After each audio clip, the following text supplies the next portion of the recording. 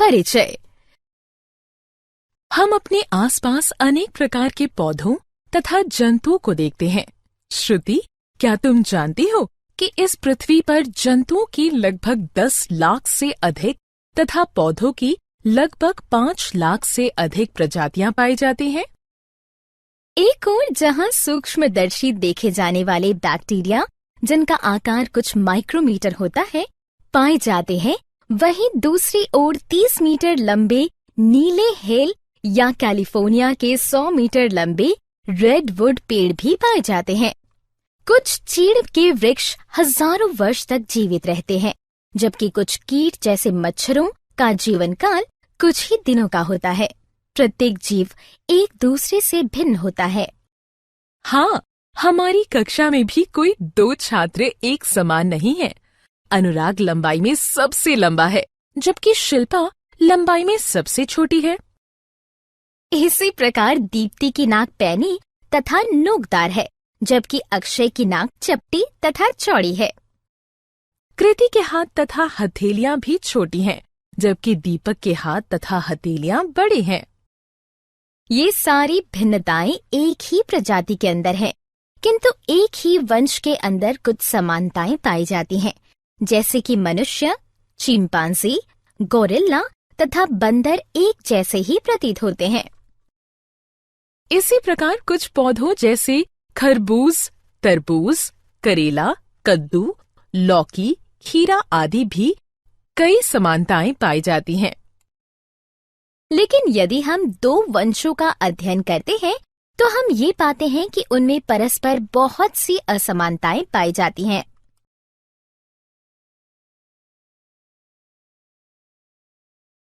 चलो एक क्रियाकलाप करके ये जानते हैं कि एक ही वंश के अंदर क्या-क्या समानताएं हैं तथा उसके अन्य वंशों से क्या असमानताएं हैं। जब हम देसी और जर्सी गाय के शारीरिक गुणों का अध्ययन करते हैं, तो हम ये पाते हैं कि उनके गुणों में बहुत ही कम अंतर होता है। लेकिन जब हम भीड़ यानी झुंड में जर्सी गाय को देखते हैं, तो हम उसकी ऊंचाई तथा कद-काठी से उसे दूर से ही पहचान सकते हैं। लेकिन जब हम गाय और बंदर को देखते हैं, तो हम पाते हैं कि गाय की अपेक्षा मनुष्य और बंदर में ज्यादा समानताएं हैं, हालांकि ये सभी स्तनधारी हैं। उद्देश्य। इस पाठ के अंत में आप निम्न करने में सक्षम हो जाएंगे: वर्गीकरण के आधार को पहचानना, वर्गीकरण तथा विकास को समझना, वर्गीकरण समूह के पदानुक्रम को समझना, जगत मोनेरा के गुणों को समझना, जगत प्रोटिस्टा के गुणों को समझना, जगत कवक यानी फंजाई के गुणों को समझना, जगत प्लांटी के गुणों को समझना, जगत प्लांटी के वर्गों का पता लगाना। वर्गीकरण का आधार। जैसे कि हम पहले भी चर्चा कर चुके हैं कि लाखों वर्षों पहले से ही पृथ्वी पर जीवों में विविधता का विकास धीरे धीरे हुआ है। ये विविधता इतनी अधिक है कि हम एक एक करके इन सभी जातियों का अध्ययन पूरे जीवन काल में कर पाएंगे। अतः हम सभी जीवों में समानताएं ढूंढने के लिए उन्हें भिन्न भिन्न वर्ग अर्थात क्लास, समूह यानी ग्रुप, वंश यानी जेनरा तथा जाति यानी स्पीशीज में विभाजित कर सकते हैं तथा उसके बाद उनका अध्ययन कर सकते हैं। इस प्रकार समूह बनाने को वर्गीकरण कहते हैं। ये एक बड़ा प्रश्न है कि हमें वर्गीकरण की आवश्यकता क्यों है। इसे स्पष्ट करने के लिए निम्न बिंदु हैं। वर्गीकरण विभिन्न जीवों के अध्ययन को सरल बनाता है। वर्गीकरण एक हथियार है जिसके द्वारा कोई भी जीवन की विविधता को जान सकता है। वर्गीकरण जीवन की सभी दशाओं यानी अवस्थाओं का एक ही बार में अध्ययन कराने में सहायक है। वर्गीकरण भिन्न भिन्न समूहों वाले जीवों के परस्पर संबंधों को समझाने के लिए भी आवश्यक है। वर्गीकरण अन्य जीवों के विज्ञान के विकास के लिए एक नींव बनाता है। क्या तुम्हें पता है कि अरस्तु 384 से 322 बीसी को जंतु विज्ञान का पिता कहा जाता है और उन्होंने ही पहली बार जीवों को 2 समूहों में वर्गीकृत किया था। जीव जो कि उड़ सकते हैं वो हवा में रहते हैं, जीव जो कि उड़ नहीं सकते हैं वो जमीन तथा पानी में रहते हैं। अरस्तु के वर्गीकरण की सबसे बड़ी कमी ये थी कि भिन्न भिन्न जीव एक ही समूह में थे, जबकि एक जैसे जीव भिन्न भिन्न समूहों में थे। जैसे कि प्रवाल, व्हेल, ऑक्टोपस, स्टारफिश तथा शार्क सभी बिल्कुल भिन्न जीव हैं, परंतु वे सभी समुद्र में ही रहते हैं। अतः यह निर्धारित करने की आवश्यकता है कि जीवों को वर्गीकृत करने के लिए किस तरह की विशेषताएं होनी चाहिए। क्या तुम जानते हो कि विशेषताएं क्या होती हैं?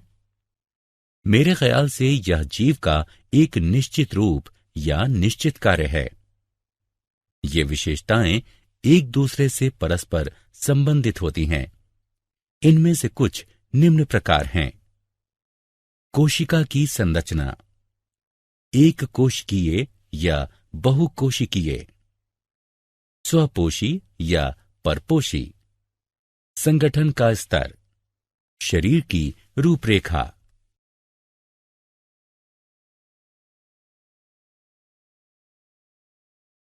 वर्गीकरण और विकास।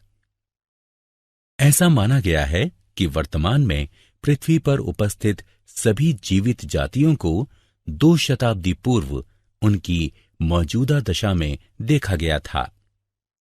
हम सभी यह जानते हैं कि जैव विकास के आधार पर जातियों के उद्भव यानी उत्पत्ति तथा उनकी विविधता का वर्णन किया गया है।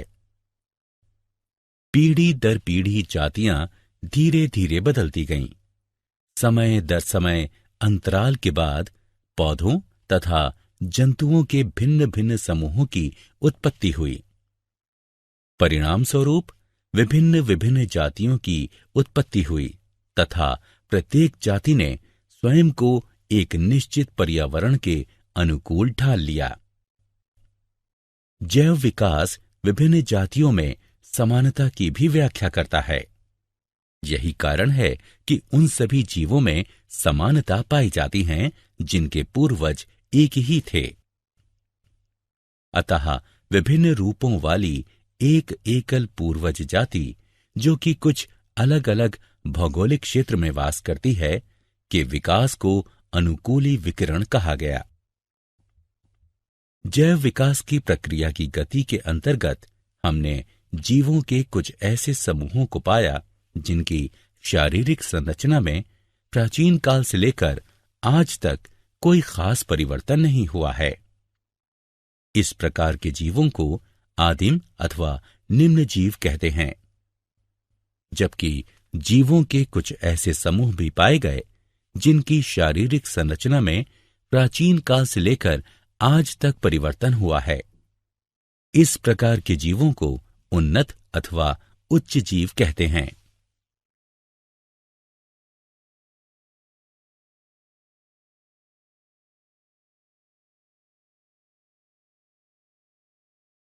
जैव विविधता।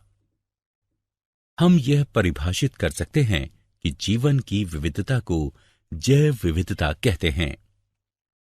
विभिन्न जीव रूप पर्यावरण के साथ साझा करते हैं तथा एक दूसरे को प्रभावित भी करते हैं।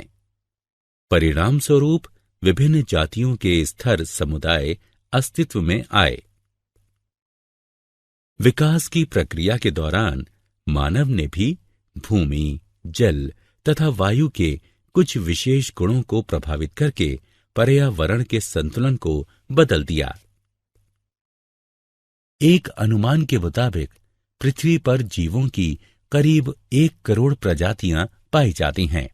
जबकि हमें सिर्फ 10 लाख या 20 लाख प्रजातियों की ही जानकारी है। इन जीवों में से लगभग 10 लाख जीव कीट यानी कीड़े हैं। इन जीवों में से लगभग 50% जीव गर्मी और नमी वाले भाग में रहते हैं।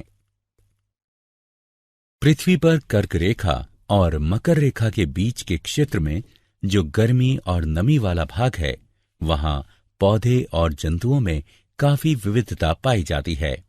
अतः ये क्षेत्र मेगा डाइवर्सिटी क्षेत्र कहलाता है। अनुकूल वातावरणीय दशाओं की उपस्थिति के कारण कुछ देशों में जैव विविधता केंद्रीकृत है। पृथ्वी पर जैव विविधता का आधे से ज्यादा भाग कुछ एक देशों जैसे ऑस्ट्रेलिया, ब्राजील, कोलंबिया, इक्वाडोर, चीन, Bharat, Indonesia, Madagascar, Malaysia, Mexico, Peru और जायरे में केंद्रित है।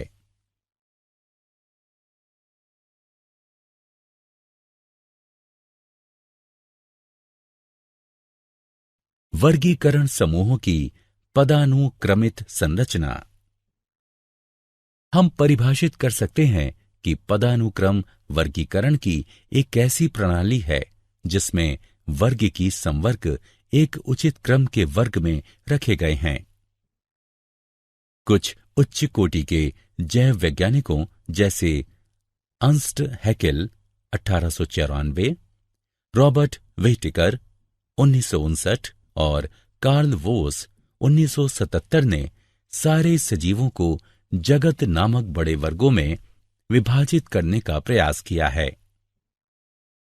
रॉबर्ट व्हिटेकर ने 1959 में 5 जगत वर्गीकरण प्रस्तावित किया, जो कि आगे चलकर बहुत प्रचलित हुआ तथा कुछ छोटे मोटे बदलाव करने के पश्चात अभी तक अनेक कार्यों में प्रयुक्त होता है तथा नए बहुजगत वर्गीकरण का आधार बना है।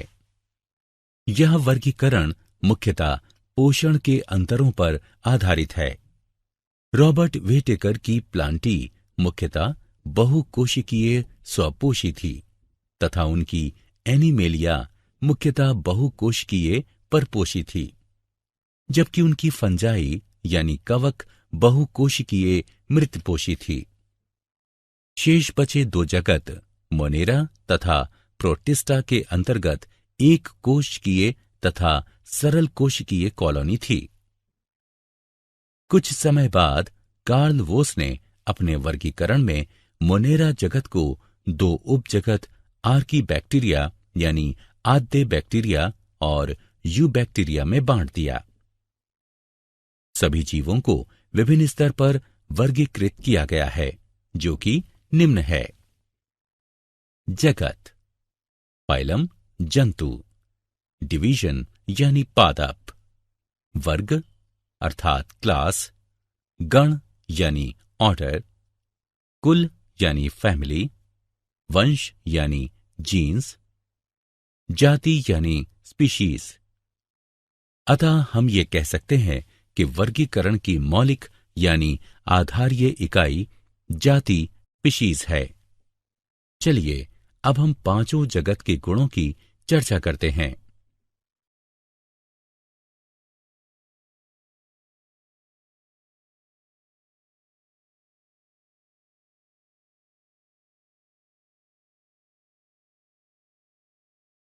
जगत मोनेरा।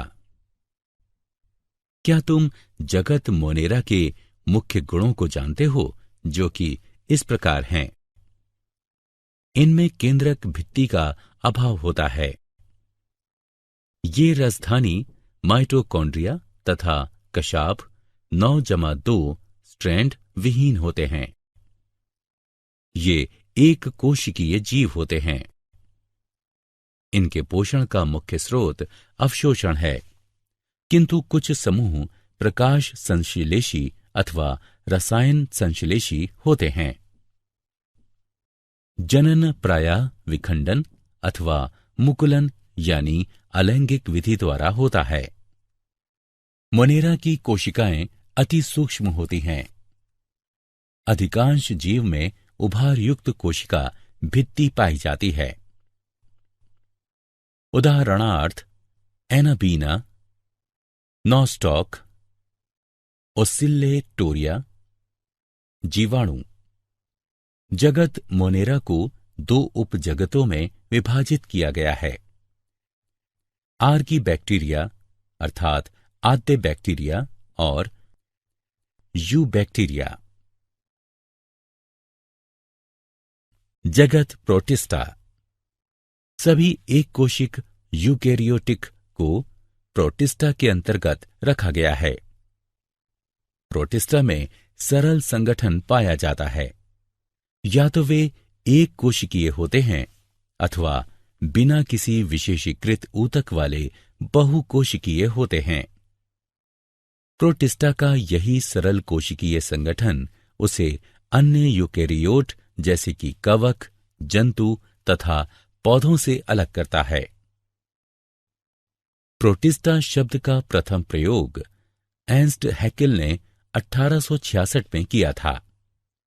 प्रोटिस्टा को उच्च जगत की समानताओं के आधार पर विभिन्न समूहों, एक कोशिकीय जीव जैसे प्रोटोजोआ, पादप सदृश प्रोटोफाइटा, अधिकतर एक कोशिकीय शैवाल तथा फंजाई यानी कवक सदृश अवपंक कवक और जल कवक में विभाजित किया गया था। प्रोटिस्टा लगभग उन सभी वातावरण में वास करते हैं जहां जल पाया जाता है। बहुत से प्रोटिस्टा जैसे शैवाल प्रकाश संश्लेषी प्रोटिस्टा होते हैं तथा ये जैव तंत्र में मुख्य प्राथमिक उत्पादक होते हैं। यूकैरियोटिक होने के कारण इनकी कोशिका में एक सुसंगठित केंद्रक एवं अन्य झिल्लीबद्ध कोशिकांग पाए जाते हैं। कुछ प्रोटिस्टा में कशाप एवं पक्षमाभ भी पाए जाते हैं। ये अलैंगिक तथा कोशिका संलयन एवं युग्मनज जाइगोट बनने की विधि द्वारा लैंगिक प्रजनन करते हैं। प्रोटिस्टा को क्राइसोफाइट, डायनोफ्रेलेजिलेट, यूग्लिनाइट, अवंपक कवक तथा प्रोटोजोआ में विभाजित किया है। उदाहरणार्थ शैवाल, डाइएटम तथा प्रोटोजोआ। जगत फंजाई यानी कवक। इस जगत में प्रायः बहुकोशिकीय परपोषी अपघटक पाए जाते हैं। उदाहरणार्थ यीस्ट, म्यूकर, एगेरिकस इत्यादि। ये प्रायः परपोषी यानी मृतजीवी तथा परजीवी होते हैं। फंजाई हवा, जल, मिट्टी में तथा जंतु एवं पौधों में परजीवी के रूप में पाए जाते हैं। ये क्लोरोफिल युक्त जीव नहीं होते हैं। इनका शरीर कवक तंतु से बना होता है। कुछ एक कोशिकीय फंजाई जैसे ईस्ट का उपयोग रोटी तथा बियर बनाने के लिए किया जाता है। फंजाई की कोशिका भित्ति काइटिन तथा पॉलीसेकेराइड की बनी होती है। फंजाई शैवाल के साथ स्थायी अंतर संबंध बनाती हैं, जिसे सहजीविता कहते हैं। ऐसे सहजीवी जीवों को लाइकेन कहा जाता है। फंजाई में जनन कायिक खंडन, विखंडन तथा मुकुलन विधि द्वारा होता है। अलैंगिक जनन बीजाणु जिसे कोनिडिया कहते हैं अथवा धनी बीजाणु अथवा चल बीजाणु द्वारा होता है। लैंगिक जनन निषिक्तांड, एंस्कस बीजाणु तथा बेसिडियम बीजाणु द्वारा होता है। विभिन्न बीजाणु सुस्पष्ट संरचनाओं में उत्पन्न होते हैं, जिन्हें फलनकाय कहते हैं। ये बीजाणु उत्पन्न बिना क्लोरोफिल युक्त जीव होते हैं। उदाहरण राइजोपस, म्यूकर, रस्ट तथा मशरूम। कुछ फंजाई रोग उत्पन्न करते हैं। उदाहरणार्थ गेहूं में किट रोग पक्सीनिया के कारण होता है। कुछ फंगल जैसे पेनिसिलियम से प्रतिजैविक एंटीबायोटिक का निर्माण होता है।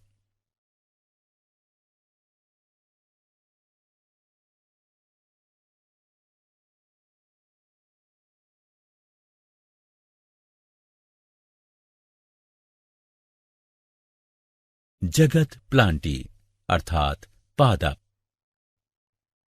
पौधे सजीव होते हैं तथा ये जगत प्लांटी के अंतर्गत आते हैं। पादप कोशिकाएं बहुकोशिकीय होती हैं, जिनमें हरित लवक तथा सेल्यूलोज की बनी हुई कोशिका भित्ति पाई जाती है। प्लांटी जगत में शैवाल, ब्रायोफाइट, टेरिडोफाइट, जिम्नोस्पर्म तथा एंजियोस्पर्म आते हैं। पौधों के वैज्ञानिक अध्ययन, जो कि वनस्पति विज्ञान कहलाता है, के अनुसार पौधों की वर्तमान में लगभग 3,50,000 जातियां हैं, जो कि बीज वाले पौधों, ब्रायोफाइट, फर्न तथा फर्न सम्मिश्र में विभक्त हैं। इनके अंतर्गत जानकारी वाले जीव जैसे कि पेड़, शाक, झाड़ियां, घास, लताएं, फर्न, मांस तथा हरे शैवाल आते हैं। 2004 तक पौधों की लगभग 2,87,655 जातियां पहचानी गई थीं, जिनमें से 2,58,650 पुष्प वाले पौधे तथा 18,000 ब्रायोफाइट हैं। हरे पौधे, जिन्हें कभी कभी व्रीडी प्लांटी कहते हैं, अपनी अधिकांश ऊर्जा सूर्य की रोशनी में प्रकाश संश्लेषण की प्रक्रिया द्वारा प्राप्त करते हैं। कुछ पादप जैसे कीटभक्षी पौधे तथा परजीवी आंशिक रूप से विषमपोषी होते हैं। ब्लेडर वर्ट तथा वीनस फ्लाई ट्रैप कीटभक्षी पौधों के उदाहरण हैं, जबकि अमरबेल यानी कस्कूटा परजीवी का उदाहरण है।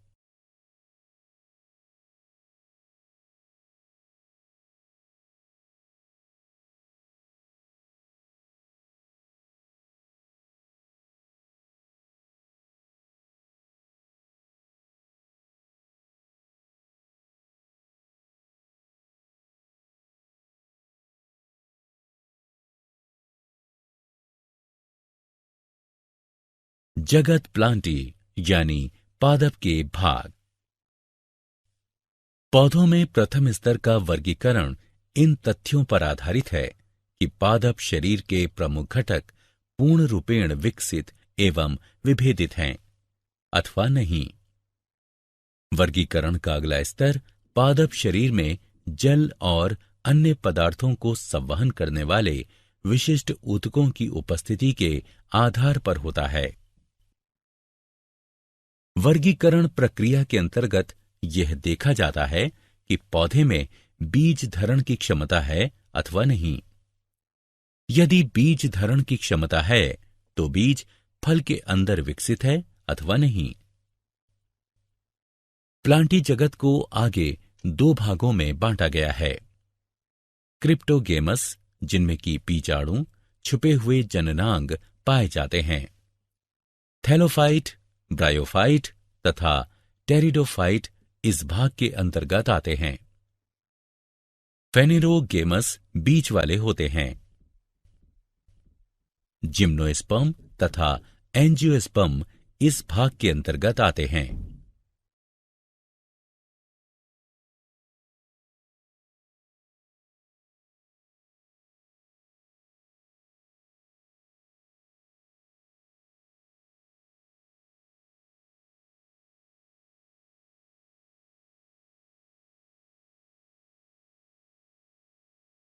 भाग थैलोफाइटा। क्या तुम्हें पता है कि थैलोफाइटा शब्द की उत्पत्ति ग्रीक भाषा के शब्द थैलस तथा फाइटा से हुई है, जिसका अर्थ है बिना जड़, शाखा तथा पत्ती वाले पौधे। इन पौधों की शारीरिक संरचना में विभेदीकरण नहीं पाया जाता है। इस वर्ग के पौधों को सामान्यतः शैवाल कहा जाता है। ये मुख्य रूप से जल में पाए जाते हैं। यूलोथ्रिक्स, स्पाइरोगाइरा, कारा, क्लेडोफोरा तथा अल्वा आदि शैवाल के कुछ उदाहरण हैं।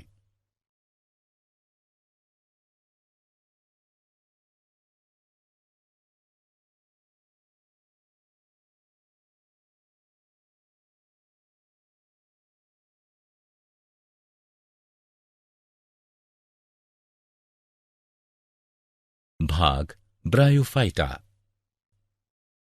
समान रूप से ब्रायोफाइटा शब्द की उत्पत्ति ग्रीक भाषा के शब्द ब्रायोन तथा फाइटा से हुई है, जिसमें ब्रायोन का अर्थ है मॉस या लिपरवर्ट और फाइटा का अर्थ है पौधा।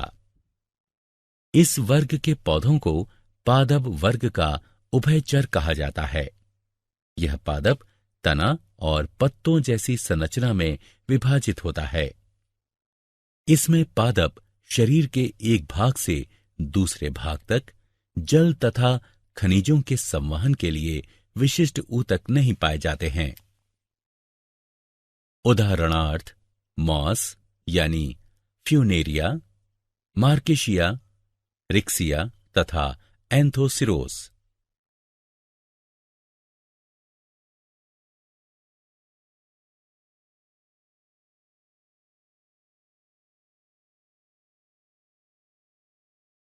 भाग टेरिडोफाइटा।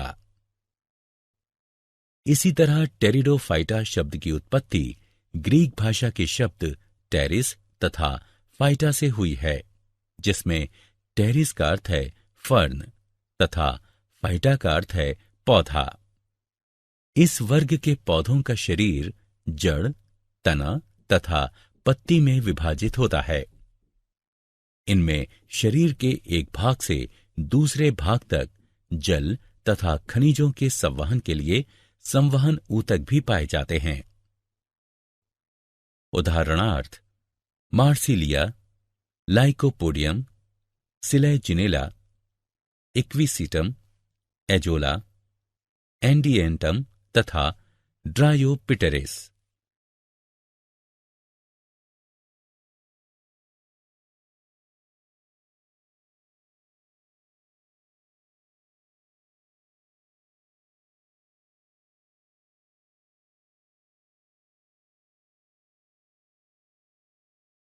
भाग जिम्नोस्पर्म।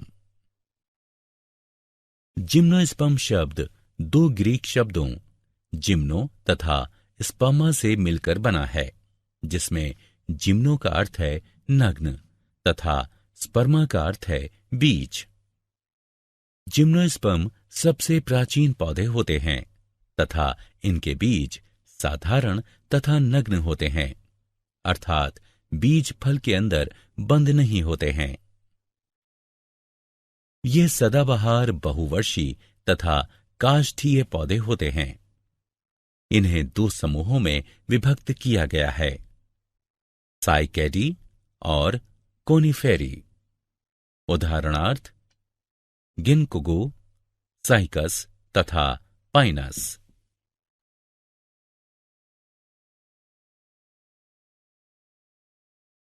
भाग एंजियोस्पर्म।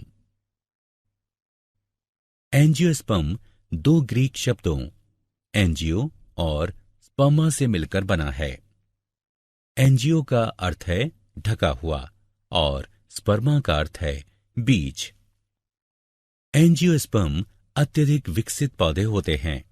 इनके बीजों का विकास अंडाशय के अंदर होता है, जो बाद में फल बन जाता है। पुष्प में जननांग समूह में पाए जाते हैं, अतः इन्हें पुष्पी पादप भी कहा जाता है। पौधे के भ्रूण में बीज पत्र पाए जाते हैं। ये बीज पत्र पत्तियों के सदृश होते हैं, इसलिए इन्हें बीज पत्ती भी कहते हैं। बीज पत्रों की संख्या के आधार पर एंजियोस्पर्म वर्ग को दो भागों में बांटा गया है। एक बीज पत्र वाले पौधों को एक बीज पत्री और दो बीज पत्र वाले पौधों को द्विबीजपत्री कहा जाता है। कुछ उदाहरण हैं पाइसम यानी मटर, सोलेनम यानी आलू, रोजा यानी गुलाब, पाइकस यानी बरगद, मेलिया यानी नीम, मेलस अर्थात सेब तथा मैंगीफेरा यानी आम आदि।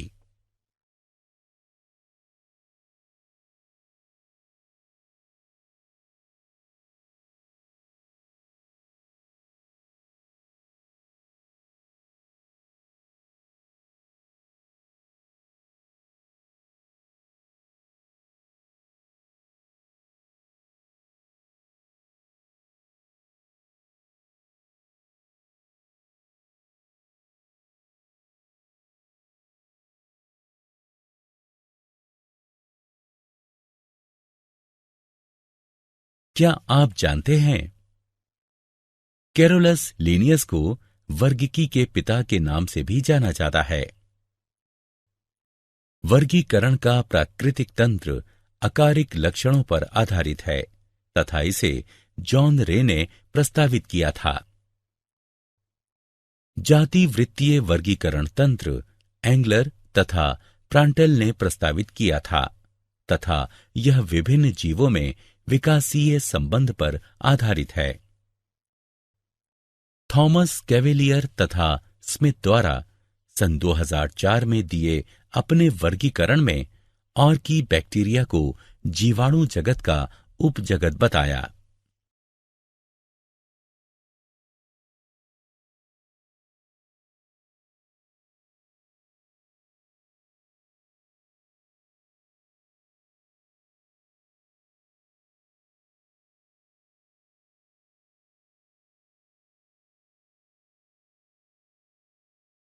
सारांश। आइए हमने जो कुछ सीखा है उसे संक्षेप में दोहराएं। वर्गीकरण जीवन के सभी रूपों की विविधता को समझने में हमें सहायता करता है। जीवन के रूपों का वर्गीकरण उनके जैव विकास से संबंधित है। जीवों को 5 जगतों में विभक्त करने के लिए उनमें निम्न गुण होते हैं। या तो जीव यूकेरियोटिक अथवा प्रोकैरियोटिक कोशिकाओं से मिलकर बने होते हैं, या तो जीव एक कोशिकीय या बहुकोशिकीय होते हैं, या तो जीवों में कोशिका भित्ति पाई जाती है, या तो जीव अपना भोजन स्वयं बनाते हैं।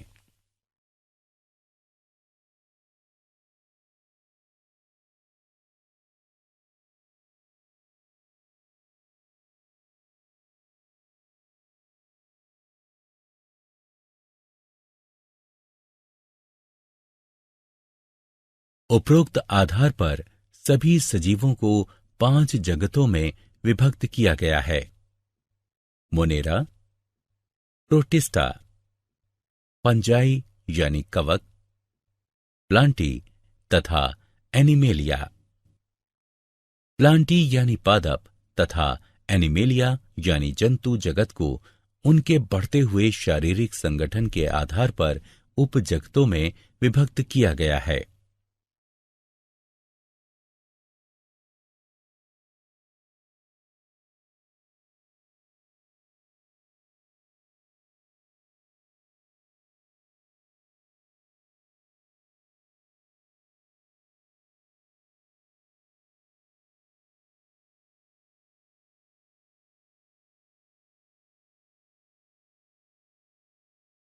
पौधों को 5 समूहों में विभक्त किया गया है। थैलोफाइटा, ब्रायोफाइटा, टेरिडोफाइटा, जिम्नोस्पर्म और एंजियोस्पर्म।